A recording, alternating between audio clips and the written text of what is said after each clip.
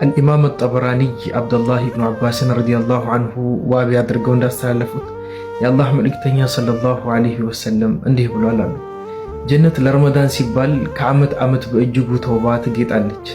የረመዳን የመጀመሪያው ሌሊት ሲሆን ከአርሽ ስር ሙሲራ የተሰኘች ንፋስ ትነፍሳለች ይላሉ። የጀነት ዛፍ ቅጠሎችን ታወዛወዛቸውና ተሰምቶ የማይታወቅ ጣዕም ድምፅ ይስተጋባል። ጀነትም ትላለች አላህ ሆይ የዚህ ወር ባተሌዎችን የኛ ነዋሪዎች አድርግ ትላለች። የጀነት ሁረል አይኖችም ወይም ውብ አይናማዎች እንዲህ ይላሉ፣ ጌታችን ሆይ የረመዳን ጎበዛዝቶችን ለኛ አባሎች አድርግልን ይላሉ። ወዳጆች ይህ ወር ዑለማዎቻችን እንዳሉት እንደተቀሩት ወሮች አይደለም። አንዲትም ደቂቃ ያለ አግባብ ላትባክን ዘንድ በተውበት ቁርአን በመቅራት በዒባዳ ልንሙላት ግድ ይለናል።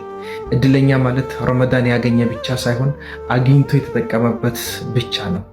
አላህ ከሚጠቀሙት ያድርገን። ረመዳን ከሪም ወቢላሂ ተውፊቅ።